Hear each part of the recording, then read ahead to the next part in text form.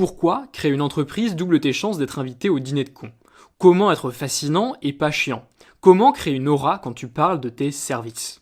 Bienvenue dans Pouvoir et Influence, le podcast du dimanche à 10h30 qui dévoile les plus grandes stratégies d'influence et surtout comment t'en servir pour devenir un entrepreneur plus impactant et aller au bout de tes ambitions en maîtrisant les dynamiques sociales.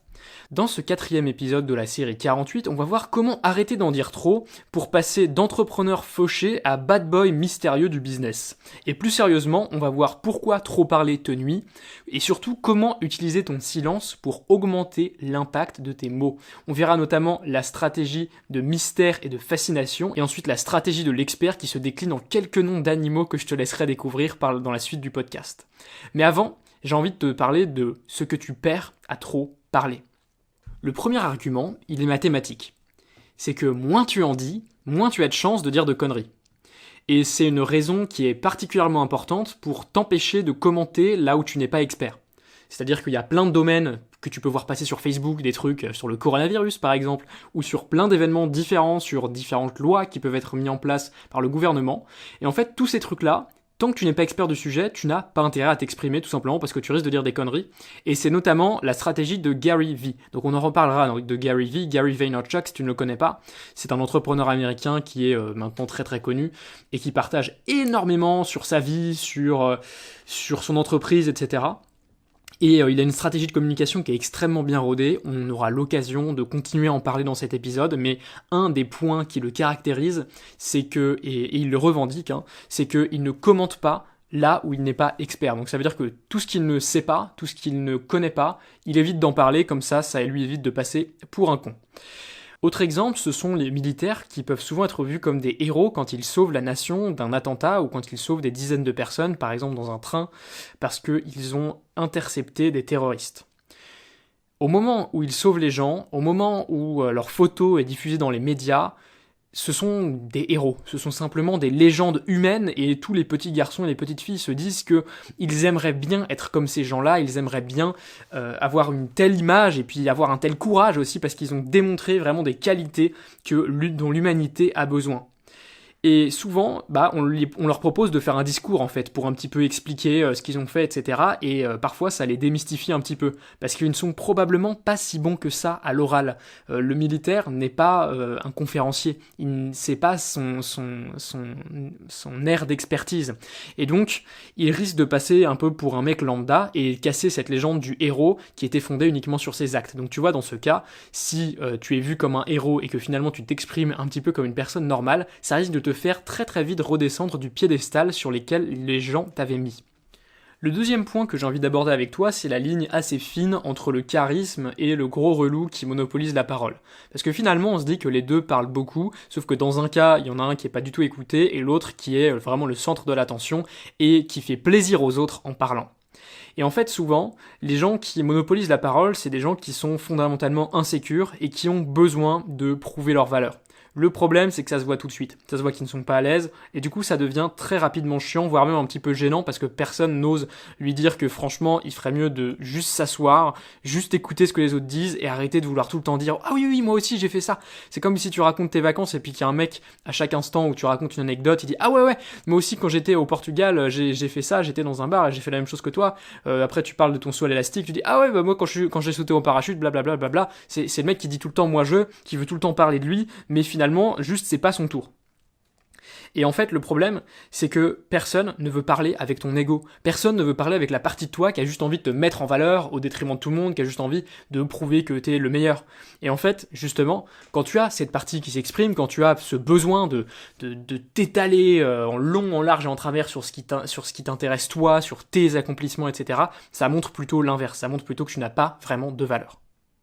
Chez les entrepreneurs, c'est l'exemple typique du débutant qui donne beaucoup trop de détails dans son pitch. C'est-à-dire que quand il parle de son produit, il est obligé de dire combien il y a d'heures dans son produit, il est obligé de dire 15 000 détails, comment s'appelle le chat de son client, etc.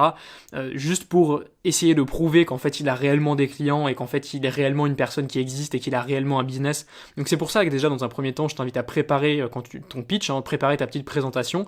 C'est toujours bien de l'avoir sous le coude. Alors je suis pas forcément un exemple dans ce domaine, mais franchement, ça vaut le coup, surtout juste avant de faire un networking, révise un petit peu ta présentation pour éviter de partir dans tous les sens, éviter de saouler tout le monde, en particulier si c'est ton cœur de métier. Par exemple, moi je parle d'efficience, donc si je suis là et que j'arrive et que je raconte mon business en 40 minutes, en fait c'est pas très très efficient justement, et donc pour mon image de marque, c'est très important que je connaisse ce pitch, mais je pense que pour toi aussi, même si tu n'es pas dans l'efficience, tu as ce besoin-là.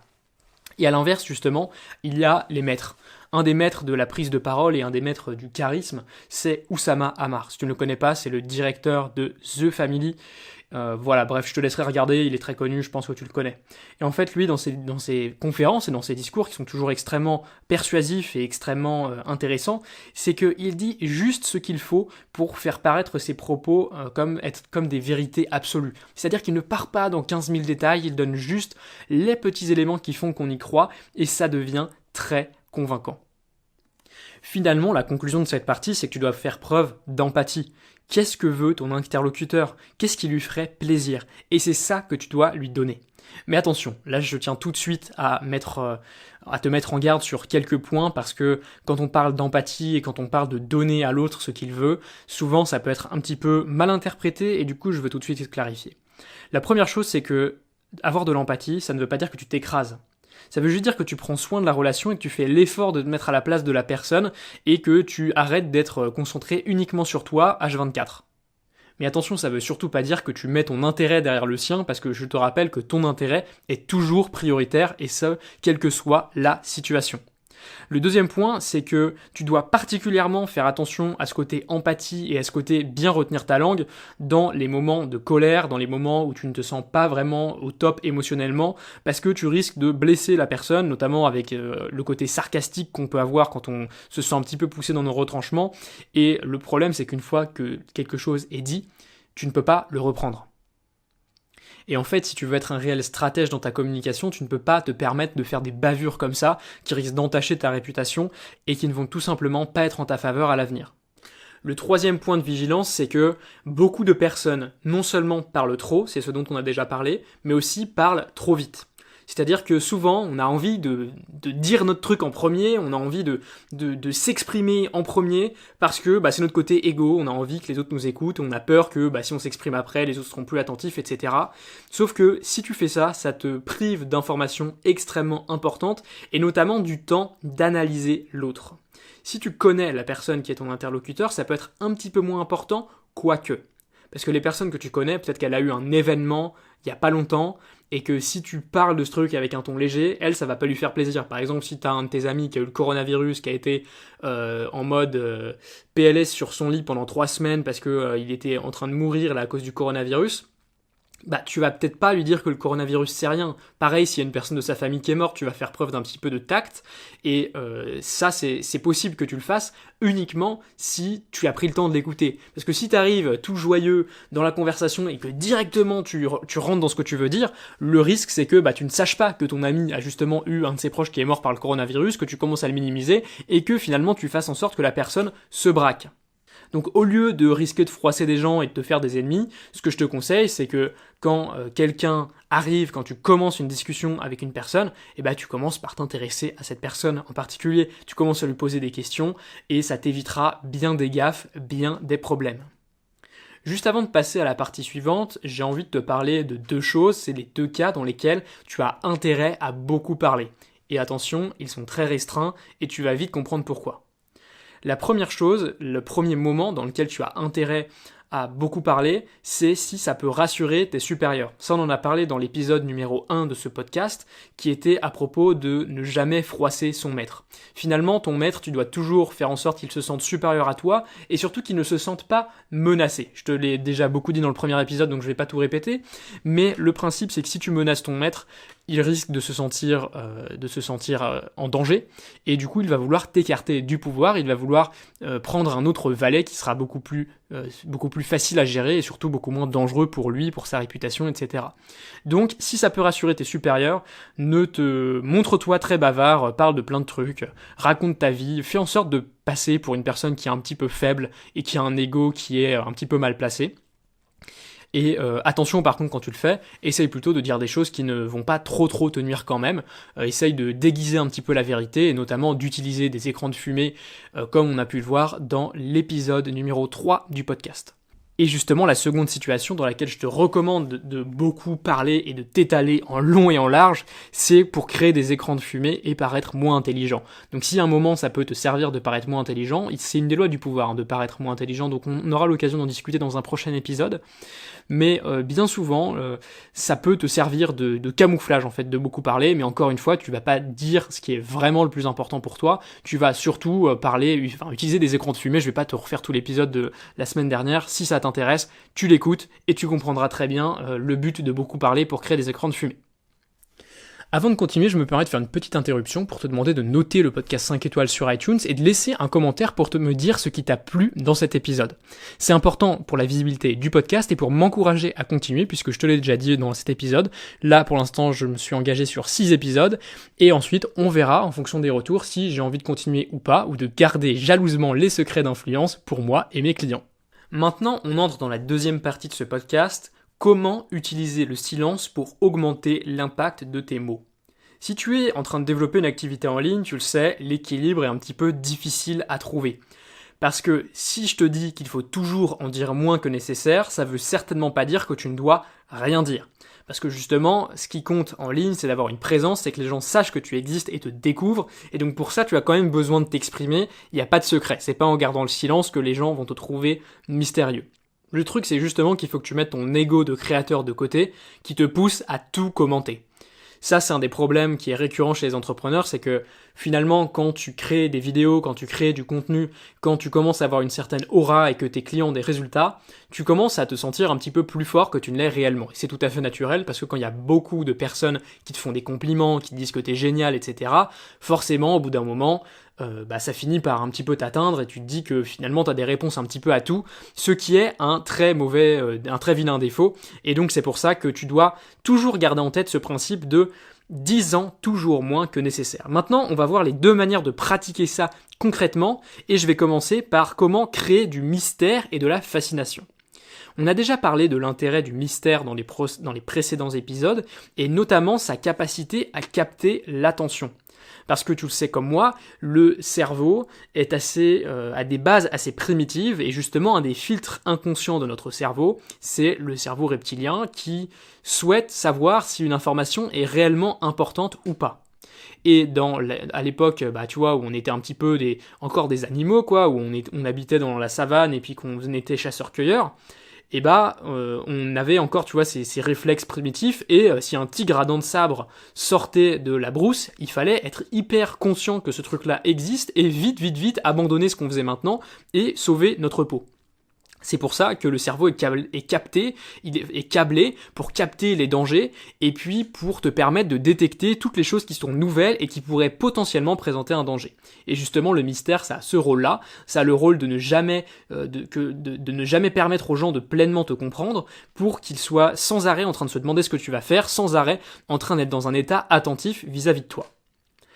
La première chose, la première manière d'utiliser la loi dont on parle aujourd'hui pour créer du mystère, c'est que le silence, ça déstabilise le cerveau. Parce que le cerveau, c'est une machine à interpréter, et quand tu ne lui donnes rien à interpréter, il est un petit peu désemparé et il ne sait pas exactement quoi faire. Et il y a un autre avantage au silence, c'est que moins tu en dis, plus tu sembles profond et mystérieux. Parce que les gens vont écouter ton message, ils vont se dire qu'il y a des parties qui manquent, et leur cerveau va naturellement les créer, naturellement les interpréter. Tu sais, c'est comme l'illusion d'optique, avec des cercles qui sont un petit peu entamés, un petit peu grignotés, et qui forment une sorte de triangle, alors qu'en fait, on voit le triangle, sauf qu'il n'existe pas du tout. Je sais pas du tout si tu vois de quelle illusion d'optique je parle, mais si t'es fan d'illusion d'optique, je pense que tu l'as compris. Et justement, en ne disant moins que nécessaire, tu vas permettre aux gens de laisser courir leur imagination et éventuellement même de mariner dans l'incertitude. Il y a un exemple extrêmement parlant de ça, d'un type de personne qui a beaucoup de pouvoir, beaucoup plus qu'on ne voudrait le penser. Ce sont toutes les personnes qui lisent l'avenir, les voyantes, etc. Tu remarqueras qu'une voyante ne fera jamais une prédiction extrêmement précise. Elle va pas te dire ton avion va se crasher à 17h12 au large du Maroc le 17 avril 2022. Jamais elle va te dire ça. Elle va toujours avoir des propos qui sont un petit peu évasifs et vagues. Et c'est pour ça que ces voyants, ces voyantes sont toujours aussi fascinants et qu'on a l'impression qu'ils ont toujours raison. Alors là, tu vas me dire, non mais attends Lucien, ça va 2 secondes. Moi, les voyantes, j'y crois pas, c'est pas du tout ce qu'il me faut, et puis je pense que toutes les personnes raisonnables savent bien que ça ne marche pas comme ça. En fait, détrompe-toi. Parce que les voyantes sont beaucoup plus utilisées qu'on ne le pense, et ça je l'ai appris dans un cours donné par Edgar Morin. Si tu ne le connais pas, regarde sur internet, c'est un mec passionnant. Et en fait, notamment, les voyantes sont utilisées par les gens qui sont puissants, les gens de pouvoir, parce que ça permet de diminuer l'incertitude dans laquelle ils naviguent. Parce que tu le sais comme moi, si t'es président des États-Unis ou président français, tu vas avoir plein de choses à gérer en permanence, plein d'incertitudes, plein d'ennemis cachés dans tous les recoins, et ça peut être un petit peu stressant. Le cerveau n'est pas forcément hyper content d'être dans cette incertitude permanente, et donc du coup, il se retrouve ravi d'avoir des certitudes fondées sur des choses, et c'est pour ça que les voyantes sont très appréciées parce qu'elles permettent de baisser cette incertitude. Le côté mystérieux est également bien souvent utilisé dans la vente, où on veut mettre en place une certaine forme de suspense. Il y a toujours un côté curiosité qui est important dans les offres, notamment les offres qui ne sont pas chères. Pour vendre une formation, par exemple, tu remarqueras que les bonnes pages de vente, les pages de vente qui vendent, ce sont des pages de vente qui En fait, c'est du poil à gratter, la page de vente. Tu vois, plus tu lis, plus tu as envie de savoir, mais qu'est-ce qu'il y a dedans ? Je sais pas du tout comment ça va se passer, et c'est vraiment ce côté mystérieux qui ressort. C'est également le cas pour des choses qui sont un petit peu plus chères, mais qui sont physiques. Par exemple, les gens qui organisent des immersions, que ce soit pour créer un business ou des retraites spirituelles, etc. Il y a toujours ce côté mystérieux, parce que évidemment ils vont montrer des photos, ils vont communiquer sur l'immersion, mais au fond de nous on se demande toujours, mais attends, qu'est-ce qui va vraiment se passer là-bas ? Qu'est-ce qu'on va vraiment faire ? Qu'est-ce que je vais pouvoir découvrir si jamais je me lance dans cette aventure ? Et ce côté mystérieux fait en sorte que en ce moment, les immersions marchent extrêmement bien sur internet, c'est de plus en plus courant. Il y a aussi quelque chose qui est très utilisé dans le marketing, c'est le concept unique.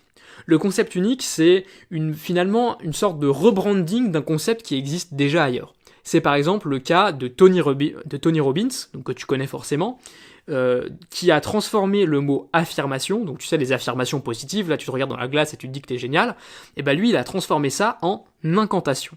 Il a subtilement changé ce mot en disant que non, évidemment, les incantations c'est pas du tout la même chose que les affirmations, mais finalement, c'est juste une manière de créer un petit peu de mystère et puis que les gens se disent « Tiens, les affirmations, je sais déjà ce que c'est, franchement c'est pas intéressant, mais par contre les incantations, là j'en ai jamais entendu parler, donc j'ai vachement envie de continuer à en savoir plus et de savoir ce qu'il veut dire par là. » Finalement, ça revient à ce qu'on a dit tout à l'heure, tu crées quelque chose qui est nouveau, quelque chose qui est mystérieux, et ça le rend tout de suite bien plus excitant. Maintenant que tu as bien compris l'aspect du mystère et quel intérêt il a pour ta stratégie, on va voir pourquoi en dire moins a encore d'autres intérêts et pourquoi tu devrais faire en sorte que ce soit réellement au centre de ta stratégie, même dans le monde d'aujourd'hui où l'information est toujours plus abondante et où on peut s'exprimer toujours plus facilement. Juste avant de rentrer dans le concret, je me permets de faire une petite interruption pour te demander de noter le podcast 5 étoiles sur iTunes et de me laisser un commentaire pour me dire ce qui t'a plu dans l'épisode.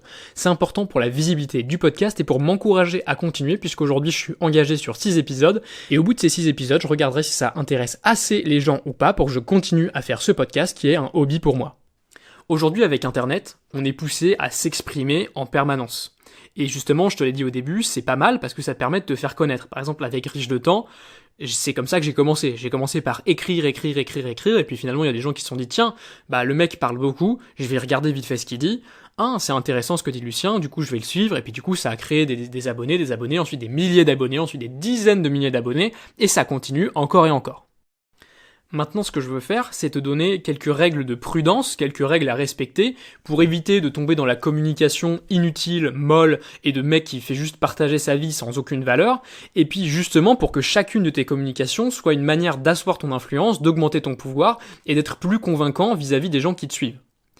La chose dont je t'ai déjà parlé tout à l'heure, c'est que moins en dire, ça ne veut pas dire rien dire du tout. Mais ça veut dire qu'il y a des manières de faire, des manières de t'exprimer qui vont te permettre d'augmenter ton influence et d'autres qui vont simplement te couper l'herbe sous le pied parce que tu vas devenir une commodité, devenir une personne qui est banale et une personne qui n'a rien de nouveau à apporter. Parce que je te rappelle que si aujourd'hui il y a un marché qui est si étendu avec des milliers de coachs dans tous les domaines, c'est que ça veut dire que chaque coach doit se différencier, sinon un nouveau coach n'a aucune valeur sur le marché. Donc, 2 règles principales. La première, c'est que quand tu parles, tu dois te rappeler ton message. Tu dois voir si ça correspond réellement à ton branding, à la chose que tu veux transmettre aux gens qui te suivent. Donc 2 conseils pour ça. Le premier, c'est de créer ton propre vocabulaire. C'est un petit peu ce dont je t'ai parlé tout à l'heure avec le concept unique. Quand par exemple Tony Robbins te parle d'incantation plutôt que d'affirmation. Voilà, c'était ça l'exemple que je t'ai pris tout à l'heure. Donc toi aussi, crée ton vocabulaire, crée un petit peu une sorte de nouveau dictionnaire finalement de ta thématique, et ensuite peut-être que tes concurrents le réutiliseront, et c'est là que tu auras vraiment gagné. Ensuite, évite de t'exprimer en dehors de ton champ de compétences. Il n'y a rien de plus insupportable que les gens qui ont un avis sur tout, que les gens qui veulent te montrer qu'ils ont raison sur tous les sujets, parce qu'en fait on sait que c'est impossible. C'est pas possible d'être un expert de tout, c'est juste comme ça, c'est pas possible, et c'est ok. Et toi tu dois finalement accepter de pas être un expert de tout, et uniquement t'exprimer dans les zones où tu es crédible, parce que si tu balances ton opinion aux 4 vents, et qu'une fois sur 2 ton opinion n'est pas vraiment fondée, n'est pas vraiment crédible, eh bien ça va grandement te nuire, parce que finalement ça dilue ton message, ça dilue l'impact que tu pourrais avoir. La deuxième recommandation, c'est qu'il ne faut surtout pas tout commenter par ego. Il faut créer du mystère, il faut que les gens ne sachent pas forcément exactement ce que tu penses sur tous les sujets, et il faut que tu gardes une partie mystérieuse de toi. Il y a une personne qui le fait extrêmement bien et qui a une très grande audience aujourd'hui, c'est Stan Leloup de Marketing Mania. Stan Leloup, il va à l'opposé d'énormément de stratégies en ligne. Il ne parle pas de sa vie. Stan Leloup, tu peux connaître un petit peu sa vie si tu suis exactement tous ses contenus, mais c'est pas quelqu'un qui va tout te partager, qui va t'expliquer comment il va à la boulangerie, qui va te montrer ses enfants, qui va te montrer sa femme, etc. C'est quelqu'un qui est assez secret, et pour autant, ça marche extrêmement bien pour lui. Et donc là-dessus, je t'invite à être très très méfiant, non seulement par rapport au vlog, parce que le vlog c'est un format qui n'est plus très très très populaire aujourd'hui, mais qui l'a été, et en fait, il a présenté un problème majeur. C'est que les gens se sont emparés du format sans vraiment savoir ce qu'il allait apporter et sans vraiment se questionner sur quelle était la réelle valeur du vlog. Donc déjà on peut le distinguer en plusieurs étapes. Je vais pas faire un épisode sur le vlog, mais rapidement je vais t'en parler. Le premier truc, c'est que les très bons vlogueurs, c'était les gens qui savaient raconter des histoires. Donc là, déjà, il y a 90% des gens qui sont passés à côté de ça et qui du coup se sont mis à raconter leur journée d'une manière extrêmement banale et chiante, ce qui fait que la plupart des vlogueurs n'ont jamais eu de succès. Ensuite, le point suivant, c'est que si tu montres ta vie, c'est bien, mais que si ta vie fait rêver en fait. Parce que les gens n'ont pas envie de voir les quotidiens ennuyeux et chiants.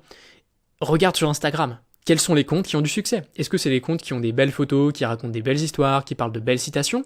Ou est-ce que ce sont les comptes qui prennent des photos à l'arrache, racontent leurs emmerdes toute la journée et qui se plaignent ? Tu le sais très bien comme moi, c'est les premiers qui gagnent. Et les gens, malgré tout ce qu'ils demandent, ne cherchent pas une trop grande authenticité. Les gens cherchent à rêver. Alors ça veut pas dire que tu dois mentir à ton audience, bien au contraire, mais ça veut dire que si tu vlogs, si tu parles tout le temps de ta vie, il faut surtout que tu parles pour représenter l'idéal de ton audience. Et ça, c'est un problème parce que bien souvent, quand tu parles trop, tu finis par dévoiler des choses qui ne sont pas utiles, qui diluent ton message et qui t'empêchent d'être réellement impactant. L'exercice auquel tu dois particulièrement faire attention, en plus du vlog évidemment, que je te recommande pas forcément parce que c'est très dur à maîtriser, c'est l'exercice de la foire aux questions ou la fameuse FAQ, Q&A, tu l'appelles comme tu veux.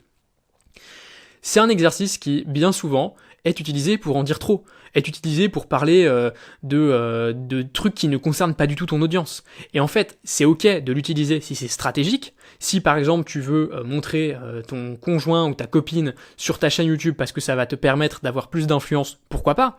Mais ne le fais pas en te disant bah ouais tiens on va se montrer ensemble, ça va être cool. Parce qu'en fait, si tu fais ça, simplement tu es peut-être en train de te tirer une balle dans le pied. Parce que bon, je vais pas te parler c'est pas moi qui vais t'apprendre que l'amour c'est parfois instable, etc. Mais s'il y a aucune valeur stratégique à montrer ta famille en ligne, en fait, tu prends juste un risque inutile parce qu'après la personne va pouvoir si vous vous quittez, ça risque d'être un petit peu compliqué. Donc, ce que tu dois faire, c'est que tu dois maintenir une part de mystère et que même si dans les FAQ tu racontes des trucs sur ta vie, fais attention à pas trop en dire, à pas partir dans des sujets qui ne concernent pas les gens et n'hésite pas à conserver un air de mystère. N'hésite pas à laisser des questions en suspens. S'il y a une personne qui te pose une question et que ça fait partie des mystères que tu souhaites garder, mais garde le mystère, juste tu réponds pas. Les gens vont créer leur propre légende, les gens vont commencer à imaginer des trucs sur toi, et c'est tant mieux en fait, parce que ça te met au centre de l'attention, ça fait en sorte que tu sois dans l'esprit des gens, et que tu sois pas simplement un mec banal qui raconte toute sa vie, dont on sait tout, et voilà, qui ne crée aucun mystère. Il y a un truc qui me vient à l'esprit là, justement, quand je suis en train de te parler, c'est qu'il y a différents youtubeurs qui parlent de voitures en ligne. Et certains de ces youtubeurs sont des mecs qui possèdent des bagnoles qui sont complètement dingues. Les mecs qui doivent avoir une collection à plusieurs millions d'euros. Et bien souvent, ils n'expliquent pas comment ils ont gagné leur argent, ils n'expliquent pas vraiment tout ça. Ils restent assez mystérieux. Et en fait, tout ça, ça contribue à la légende. Tout le monde se pose la question, tiens, mais comment est-ce que lui, il fait pour avoir autant d'argent pour faire ça ? Et ça crée une sorte d'émulation collective. Il y a des forums qui se mettent en place, des groupes Facebook sur lesquels on se pose la question. Et finalement, ce que toi, tu dois retenir en tant que créateur, c'est que tant que les gens se posent des questions sur toi, ils parlent de toi, ils s'intéressent à toi, et ça fait en sorte que, comme tu es toujours dans leur esprit, ils vont finir par parler de toi à d'autres personnes, par diffuser des idées en ligne sur toi, et ça va faire en sorte de faire grandir ta notoriété et ton influence.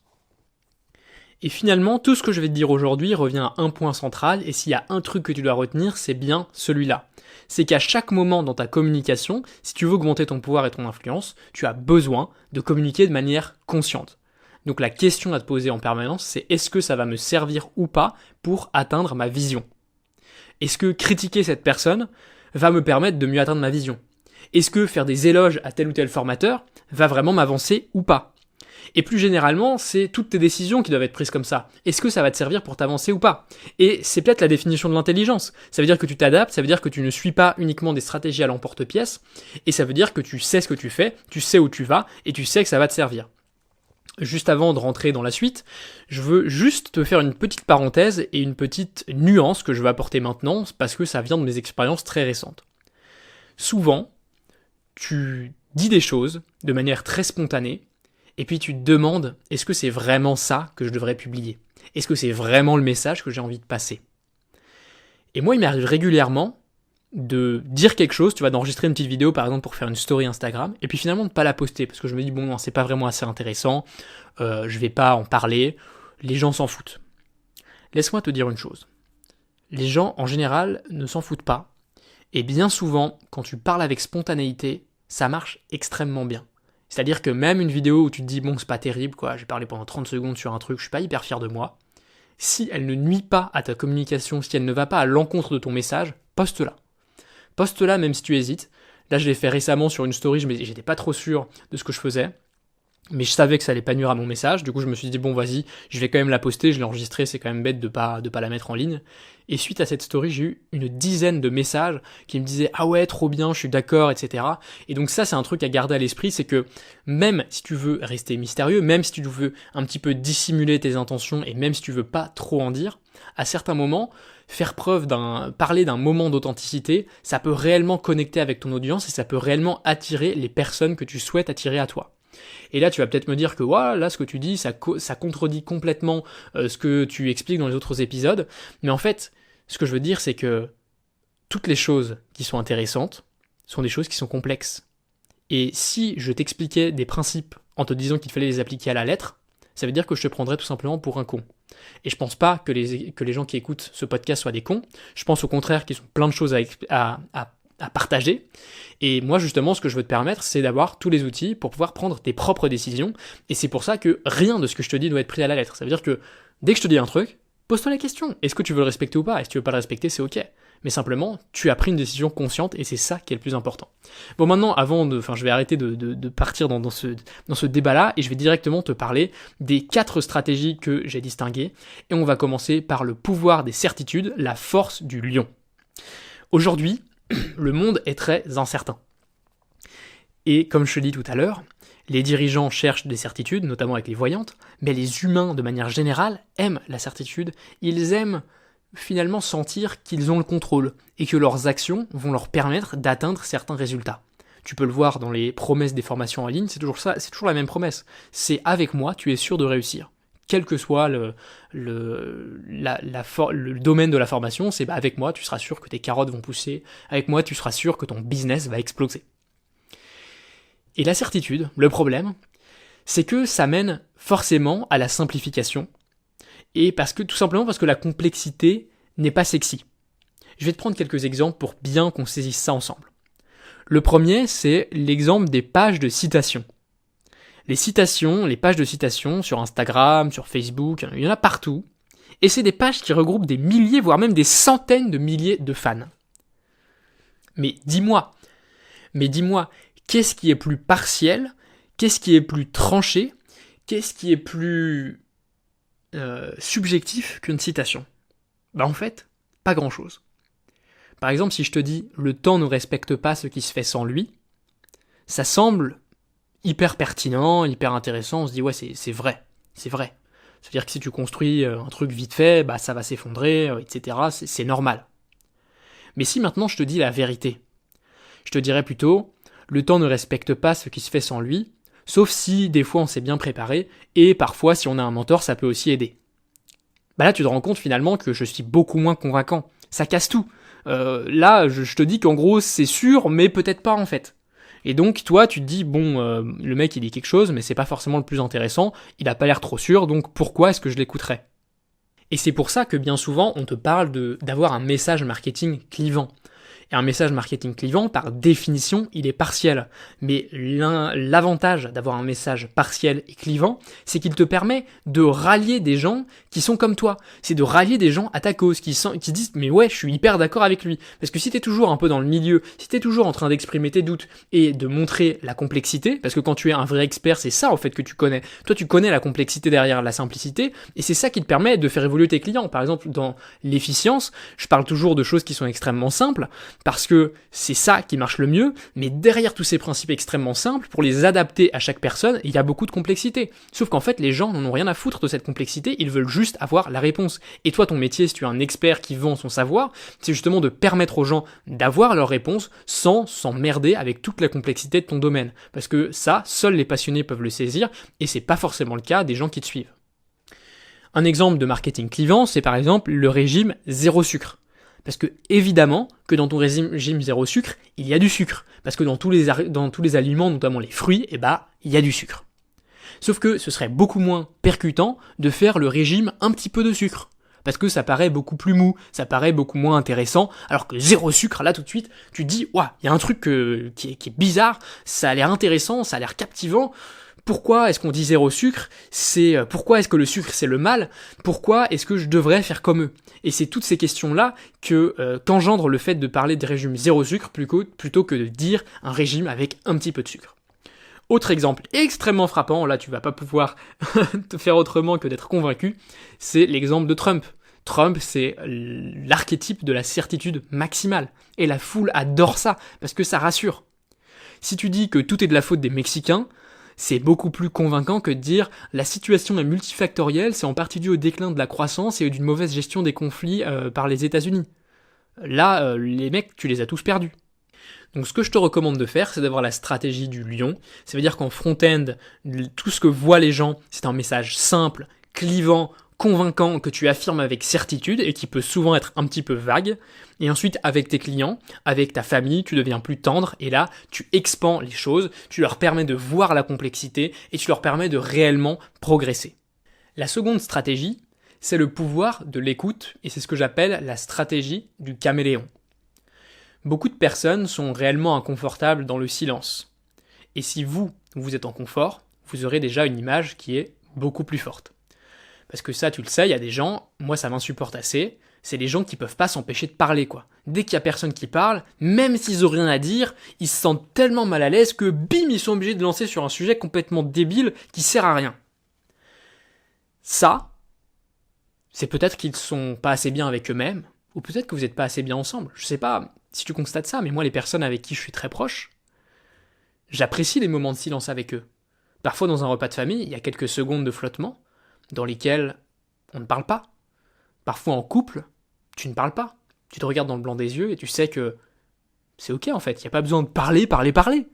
On peut très bien communiquer d'une autre manière, et puis on peut très bien être juste confortable et content d'être ensemble sans avoir besoin d'échanger des idées et d'échanger des banalités en permanence. Et l'avantage que ça a pour toi, c'est que si tu es confortable quand les autres ne le sont pas, ça veut dire que quand tu ne vas pas parler, les autres vont s'exprimer. Et ça va te donner beaucoup d'informations. Ça va te permettre de mieux connaître leurs avis. Et tu pourras l'utiliser ensuite. On en a déjà un petit peu parlé au début de ce podcast, mais par exemple, Si tu rencontres une personne qui te raconte qu'elle adore chasser en safari, tu vas peut-être pas l'inviter à la fête de la biodiversité, à la fête des véganes. Tu sais très bien que ça va pas le faire, ça va pas coller. Et finalement, si tu es dans l'écoute, ça va te permettre de savoir quoi dire à qui. C'est exactement ce dont on a parlé dans le dernier épisode.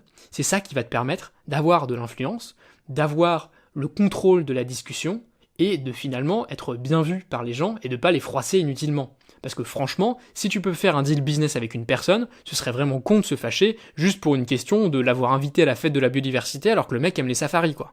Après, évidemment, si par exemple t'es vegan, que t'adores le droit des animaux, etc., et que les mecs qui chassent, tu peux pas les voir, à ce moment-là, effectivement, il y a un conflit de valeurs et peut-être que tu devrais pas bosser avec lui. Mais tu m'as compris, sur les choses qui sont pas centrales pour toi, ça sert à rien en fait de créer des conflits inutiles qui vont simplement ralentir ton business et puis même ralentir finalement les collaborations que tu pourrais avoir avec des gens hyper intéressants par ailleurs. Troisième intérêt et troisième manière d'intégrer le fait d'en dire moins que nécessaire, qui va te permettre pour le coup d'économiser beaucoup d'énergie, c'est ce que j'appelle l'hibernation ou la stratégie de l'ours. Sur internet, il y a énormément de débats inutiles. Et je t'invite vraiment à t'en éloigner, parce que la mauvaise foi règne et tu ne peux pas gagner. Prouve à tes haters qu'ils ont tort par tes actes. Ne cherche pas à convaincre les gens par les mots, tu seras toujours mieux à leur montrer qu'ils ont tort. Donc avance, évite les malentendus et surtout les longs débats stériles, concentre-toi sur ce qui augmente ton influence et ne te perds pas sur les débats par mail et les débats dans les commentaires qui vont tout simplement ruiner tes efforts, ruiner ton focus et ruiner ton business. Avant de conclure cet épisode, je veux te parler d'un duel de titans de la communication. C'est les deux titans dont je vais te parler aujourd'hui. C'est Gary Vee, dont on a déjà un tout petit peu parlé au début de l'épisode, et Tim Ferriss. Si tu connais les deux personnages, donc Tim Ferriss c'est l'auteur de La Semaine de 4 heures, je pense pas que j'ai besoin de préciser, mais on ne sait jamais. Si tu connais les deux personnages, tu sais qu'ils ont des stratégies qui sont complètement opposées. Gary Vee, c'est un mec énergique, qui monte sur scène à la moindre occasion, qui partage énormément tous les jours. Pendant de nombreuses années, il a eu une émission qui s'appelait Daily V, dans laquelle il racontait son quotidien. Il y avait un mec qui le suivait avec une caméra toute la journée pour lui permettre de s'exprimer tout au long de la journée et de faire des vidéos avec ça. Donc c'était un mec hyper exposé, qui partageait énormément, qui était toujours sur scène, toujours au contact de son audience, malgré tout son travail. À l'opposé de Gary Vee, tu as Tim Ferriss. Tim Ferriss ne fait quasiment jamais de conférences, c'est extrêmement rare. Il produit très peu de vidéos, il est plutôt introverti, plutôt secret. Il produit quelquefois des podcasts, mais dans lesquels il s'exprime finalement assez peu, parce qu'il laisse beaucoup la parole à ses invités, il fait énormément d'interviews. Et donc là, tu vois qu'on a deux stratégies opposées.